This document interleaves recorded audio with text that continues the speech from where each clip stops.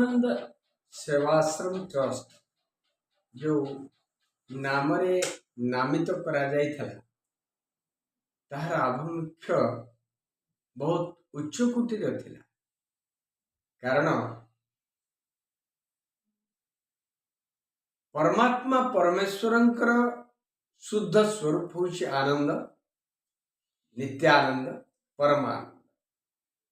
तेणु ये परमानंद स्वरूप को उपलब्धि करिबा पाई, परमानंद स्वरूप रे स्थित रहिबा पाई जो भली आश्रय एवं जो भली व्यवस्थार आवश्यकता अछि ताकू आखि आगे रखी एई आश्रमटीर माने रूपरेख तैयारी करा। तो एथिरे जो मानकू आमे नेबा पाई इच्छा रखिथिलु एवं इच्छा रखिछु मध्य से माने से भली भावनार माने दाया थिले। तेणु आमे सेमानकू ए आश्रम रे जड़ित करिछु एवं सेमाने मध्य से कार्यक्रम को ठीक भावे सुपरिचालित करिवे एवं करुथिबे भविष्य रे ए आशा मध्य हम रखिछु। तो मुख्य कथा है परमानंद सेवाश्रम ट्रस्ट सेवाश्रम बोले जो ना दिया वास्तव में ए मनुष्य शरीर केवल सेवा पाई ही उद्दिष्ट। भगवान सत्यसाई मध्य कहती मानव सेवा ही माधव सेवा। तेणु प्रथम ईश्वर को जदि आमे देखिबा पाई अभ्यास करिबा ताहले मनुष्य भितर आमे देखिबार आवश्यकता अछि। तेणु मनुष्य मानकर सेवा करिबा ये हला मुख्य उद्देश्य। विशेष भावे भागवत धर्म कहे जे वर्णाश्रम धर्म। वर्णाश्रम दृष्टि आश्रम आमे वर्ण को जदिओ अलगा भाव विवेचन करिबा किंतु आमे आश्रम कथा जदि चिंता करिबा मनुष्य पई चारोटी आश्रम रो व्यवस्था भगवान व्यास भागवत करिसथि। तो ब्रह्मचर्य, गृहस्थ, वानप्रस्थ एवं संन्यास। ब्रह्मचर्य अवस्था जो पर्यंत आपणकर विद्या अध्ययन चली से पर्यंत आपणकर ब्रह्मचर्य अवस्था। विद्या अध्ययन परे माने जेतेबेले आपण पाठ पढ़ी सारे किसी नौकरी करवा पैसा अर्जन करने सक्षम हेले एवं निजे गृहस्थाश्रम को जावाई इच्छा कले सेतेबेले हूँ गृहस्थ अवस्था। गृहस्थ अवस्था रही जेतेबेले आपणकर संतान संतति हेले एवं संतान संतति माने निजे करजिवा एवं निज माने सक्षम निजे को माने बंचेवा पाई सक्षम हो गले सेतेबेले सेमानकु तांको निज व्यवस्था छाड़ी भगवान को चिंतन एवं समाज उपकार कल्याण उद्देश्य रे आमे बाहर समाज को नहीं समाज माने कल्याण पाई जेकोसी गोटे आश्रम रे रही समाज सेवा करिवार आवश्यकता अछि एवं सेठारे रही गुरु का आश्रम रे रही गुरु आश्रय रे रही सेठारे किछि ज्ञान अर्जन करिवा एवं ईश्वर को प्राप्त करिवा। ईश्वर को प्राप्त हला पर जेतेबेले अनुभव करिवा जे आम ईश्वर को जानिबा पाई इच्छा करी ईश्वर को पाखपुखा पहुंची सारिछे सेतेबेले गुरु का आदेश रे आमे सन्यास एभली चारोटी आश्रम व्यवस्था अछि। तेणु ये जो आश्रम व्यवस्था रे आमे एक वृद्धाश्रम कल्पना करिछु सेटा तो आमे ताकू वृद्धाश्रम बोली कहवा एक अजौक्तिक हम ताकू वानप्रस्थ साधक आश्रम बोली आमे कहि पाइबा। कारण वृद्धाश्रमटा आजिकाली परिप्रेक्षी रे लोकों पाखे एक खराब धारणा सृष्टि कला कहीं ना बापा माँ को सब वृद्धाश्रम को तली दौरान। अरे तली देवा कथा नुह बापा माँ स्वतः प्रवृत्त भावे वृद्धाश्रम को जीवा कथा एवं पिला माने मध्य तांको आग्रहर सह ସେମାନଙ୍କୁ ବୃଦ୍ଧାଶ୍ରମରେ ମାନେ ବୃଦ୍ଧାଶ୍ରମ ପାଇଁ ତାଙ୍କୁ ଆଗ୍ରହ ତାଙ୍କ ମନରେ ସୃଷ୍ଟି କରିବା କଥା। କାହିଁକି ପିଲା ମାନେ ପୁତ୍ର ପୁତ ନାମକ ନର୍କରୁ ଉଦ୍ଧାର କରିପାରିବା ହେତୁ ସିଏ ହେଲା ପୁତ୍ର। ତ ପୁତ ନାମକ ନର୍କ ହେଲା ଏ ଯୋଉ ଗୃହସ୍ଥାଶ୍ରମ। ଏ ଗୃହସ୍ଥାଶ୍ରମକୁ ଉପରକୁ ଯିବା ପାଇଁ ଯୋଉ ମାନେ ପୁତ୍ର ପ୍ରେରିତ କରେ ସିଏ ହେଲା ପ୍ରକୃତ ପୁତ୍ର। ତେଣୁ ଆମେ ଯୋଉ ଭୁଲ ଧାରଣା ନେଇଛେ ଯେ ପିଲାମାନେ ସବୁ ଆଶ୍ରମକୁ ପଠେଇ ଦଉଛନ୍ତି, ପିଲାମାନେ ସବୁ ବୃଦ୍ଧାଶ୍ରମକୁ ପଠେଇ ଦଉଛନ୍ତି, ନାଇଁ, ବାସ୍ତବରେ ଆମେ ବର୍ତ୍ତମାନ ଆମର ଇଏ ହେଲା ଯେ ଈଶ୍ୱରଙ୍କ ନିକଟକୁ ଆମେ ଯିବା। କାହିଁକି ଈଶ୍ୱରଙ୍କର ସନ୍ତାନ ହିସାବରେ ଈଶ୍ୱର ମାନେ ପରମାତ୍ମାଙ୍କର ଅଂଶ ହିସାବରେ ଆମେ ସବୁ ଆତ୍ମା, ଆମେ ଶରୀର ନୁହଁ, ଶରୀର ହେଲା ପ୍ରକୃତିର। ତେଣୁ ଶରୀରକୁ ପ୍ରାପ୍ତ କରିଛେ, ଆତ୍ମା ହଉଛି ଆମର ମାନେ ପ୍ରକୃତ ସ୍ୱରୂପ।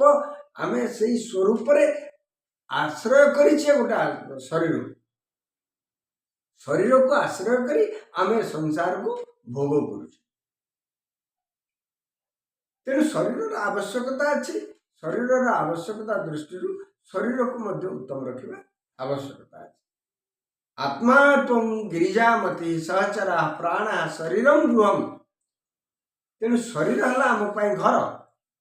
ମୁଁ ଯଦି ଶିବ ସ୍ୱରୂପ ଅଛି, ଆତ୍ମା ହେଉଛନ୍ତି ସ୍ୱୟଂ ଶିବ ସ୍ୱରୂପ, ଈଶ୍ୱରଙ୍କ ଅଂଶ ଅଛନ୍ତି, ତେଣୁ ଈଶ୍ୱର ସ୍ୱରୂପ ସିଏ ଅଛନ୍ତି। ତେଣୁ ଈଶ୍ୱର ହେଉଛନ୍ତି ଆତ୍ମା। ଆତ୍ମା ଯେହେତୁ ଶରୀର ଭିତରେ ଅଛନ୍ତି, ଆମ ଶରୀରକୁ ଆମେ ମନ୍ଦିର କରିବା। ଯେମିତି ମନ୍ଦିରକୁ ଆମେ ସ୍ୱଚ୍ଛ ପବିତ୍ର ରଖିବା ପାଇଁ ପ୍ରୟାସ କରୁଛେ, ସେଭଳି ଆମ ଶରୀରକୁ ମଧ୍ୟ ଆମେ ସ୍ୱଚ୍ଛ ଏବଂ ପବିତ୍ର ରଖିବା। ସେଥିପାଇଁ ଆମର ଆବଶ୍ୟକତା ଅଛି ଆଶ୍ରମ। ତ ଆଶ୍ରମକୁ ଗଲେ ଆଶ୍ରମରେ ଆଶ୍ରମୀୟ ପରିବେଶ, ଆଶ୍ରମୀୟ ଆଚରଣ, ଆଶ୍ରମୀୟ ମାନେ ଆଚାର ବ୍ୟବହାର, ଏହା ଦ୍ୱାରା ଆମ ଶରୀର ଶୁଦ୍ଧ ହେବ ଏବଂ ଶରୀରରେ ଆତ୍ମାର ବାସକୁ ଆମେ ଅନୁଭବ କରିପାରିବା, ଈଶ୍ୱରଙ୍କୁ ଆମେ ଶରୀର ଭିତରେ ଅନୁଭବ କରିପାରିବା ଏବଂ ଆଗାମୀ ଦିନରେ ଆମେ ଈଶ୍ୱରଙ୍କୁ ପ୍ରାପ୍ତ ହେଇପାରିବା। ଇଏ ହେଲା ପ୍ରଥମ ଉଦ୍ଦେଶ୍ୟ। ଦ୍ୱିତୀୟ ଉଦ୍ଦେଶ୍ୟ ହେଲା ଗୋମାତା, ଗୋଶାଳା। ଗୋମାତାଙ୍କର ସୁରକ୍ଷା, ଗୋମାତାଙ୍କର କାରଣ ଗୋମାତା ହେଉଛନ୍ତି ଆମ ଆର୍ଯ୍ୟ ସନାତନ ସଂସ୍କୃତିର ମୁଖ୍ୟ ଆଧାର, ମା। ପ୍ରତ୍ୟେକ ବ୍ୟକ୍ତି ନିଶ୍ଚିତ ଭାବେ ଗୋମାତାର କ୍ଷୀର ଖାଇ ସିଏ ତାର ଶରୀରକୁ ବୃଦ୍ଧି କରିଛି। ସିଏ ପାଉଡର ଖାଇକିରି ହଉ ବା କ୍ଷୀର ମାନେ ଦୁହାଁ କ୍ଷୀର ଖାଇକିରି ହଉ, କେମିତି ହଉ, ନିଶ୍ଚିତ ଭାବେ ସେ ଗୋମାତାର କ୍ଷୀରକୁ ନିଶ୍ଚିତ ଭାବେ ପାନ କରିଛି। ଯେଉଁଭଳି ଆମେ ମାର କ୍ଷୀରକୁ ଖାଇ ଛୋଟ ପିଲାବେଳେ ଆମେ ମାର କ୍ଷୀର ଖାଇକିରି ବଡ଼ ହେଇଥିଲେ, ତ ପରବର୍ତ୍ତୀ ପର୍ଯ୍ୟାୟରେ କେବଳ ମାର କ୍ଷୀର ଖାଇକିରି ଯେ ଆମେ ବଡ଼ ହେଇଛେ ତାହା ନୁହଁ, ଆମକୁ ନିଶ୍ଚିତ ଭାବେ ମଧ୍ୟ ମାନେ ମାର କ୍ଷୀର ଅଭାବରେ ଗୋମାତାର କ୍ଷୀରକୁ ମଧ୍ୟ ଆମେ ପାନ କରିବାକୁ ପଡ଼ିଛି। ଆଜି ଯଦି ଏ ସାରା ମନୁଷ୍ୟ ସମାଜ ସକାଳୁ ଉଠିଲା ମାନେ ତାକୁ ଆବଶ୍ୟକ ହେଉଛି ବେଡ୍ ଟି, ସକାଳୁ ଚାହା ଟିକେର ଆବଶ୍ୟକତା ହେଉଛି। ତେଣୁ ସକାଳୁ ଆରମ୍ଭ କରିକି ନିଦ୍ରା ଯିବା ପର୍ଯ୍ୟନ୍ତ ପ୍ରତ୍ୟେକ ମୁହୂର୍ତ୍ତରେ ଯେହେତୁ କ୍ଷୀର ଟିକେର ଆବଶ୍ୟକତା ଅଛି, ତେଣୁ ଗୋମାତାଙ୍କୁ ଆମେ ମା ବୋଲି ସମ୍ବୋଧନ କରୁ। ଏହି କାରଣରୁ ଯେ ସେ ଆମକୁ ସାରା ଜୀବନ ତାଙ୍କର ଆବଶ୍ୟକତା ରହିଛି ଏବଂ ସାରା ଜୀବନ ତାଙ୍କର ଆବଶ୍ୟକତାରେ ଆମେ ମଧ୍ୟ ରହିଛି। ଗୋମାତାର କେବଳ ଯେ କ୍ଷୀରଟା ଆମ ପାଇଁ ଆବଶ୍ୟକ ହେଉଛି ତାହା ନୁହଁ, ଗୋମାତାର ପ୍ରତ୍ୟେକ ଜିନିଷ ଆମର ମାନେ ସଂସାର ପାଇଁ ଆବଶ୍ୟକତା ହେଉଛି। ଗୋମାତାର ଗୋବର ଠାରୁ ଆରମ୍ଭ କରିକି ଗୋମୂତ୍ର, ଗୋମୟ, କ୍ଷୀର, ଘିଅ, ଦୁଧ, ମାନେ ସବୁ ଗୁଡ଼ାକ ତାର ଅମୃତ। ପ୍ରତ୍ୟେକ ଜିନିଷ ମନୁଷ୍ୟ ସମାଜ ପାଇଁ, ଜୀବ ଜଗତ ପାଇଁ ବହୁତ ମୂଲ୍ୟବାନ ଅଛି। ତେଣୁ ଗୋମାତାର ସୁରକ୍ଷା ନିହାତି ଆବଶ୍ୟକ କାରଣରୁ ଆମେ ଗୋଟିଏ ଗୋଶାଳା ମଧ୍ୟ କରିବା ପାଇଁ ନିର୍ଣ୍ଣୟ ନେଇଥିଲୁ ଏବଂ ତାକୁ କାର୍ଯ୍ୟକାରୀ କରିବା ପାଇଁ ଆମେ ବର୍ତ୍ତମାନ ଅଗ୍ରସର ହେଇଛୁ। ତୃତୀୟ ହେଲା ବେଦ ବିଦ୍ୟାଳୟ। विद्यालय तो चारिआडे आजिकाली अच्छी किंतु आग भली जो गुरुकुलर व्यवस्था थिला गुरुकुल जो भली शिक्षा दान करा जाउथला पिला माननकु माने जेतेबेले पाठ पढुथिले सेमानकु माने पूरा सांसारिक ज्ञान सह आध्यात्मिक ज्ञान एवं प्रत्येक माने प्रकार ज्ञान सेमानक भितर पूरी दिया जाउथला जाफल से विद्यालय गला पर गृहस्थाश्रम को उत्तम भाव में परिचालित कर एवं उत्तम संतान को प्राप्त करुले संसार को उत्तम भाव परिचालित करने प्रेरित होते किंतु आजिकल शिक्षा सब केवल पेट पोषा शिक्षा है केवल पेट को माने आमे केमती भोग विलास रे बहुत पैसा कमेवा एवं भोग विलास रे ताको व्यय करवा यह ही आजिकल शिक्षार आदर्श तो सही शिक्षार आदर्श ऊर्ध्व को उठी पुणी से गुरुकुल शिक्षा को लागू करी संसार रे एक संस्कार संस्कृतिर स्थिति को सुदृढ़ करने एवं प्रयास गोटे छोटिया प्रयास कहले अत्युक्ति हेनी तेणु एथिपाई आमर मध्य गोटे आग्रह अच्छी ताकू मध्य करने आमर उद्यम जारी रही तेणु एथिपाई सारा समाज आवश्यकता अच्छी सारा समाज सहयोग अच्छी आपण मानकर सहयोग अच्छी आपण मानकर सहानुभूति आपण मानकर साहाय्य आपण मानकर सहायता प्रत्येक किछि आपण मानक पई आपण मानकर आश्रम आपण माने ही ताकू निर्माण करी उत्तर उन्नति करी आपण मानकर परपीढ़ी को जागृत करेबे एवं सुसंस्कृत करेबे इथिपाई आमर उद्यम आपण मानक एथि कही आमर वक्तव्य।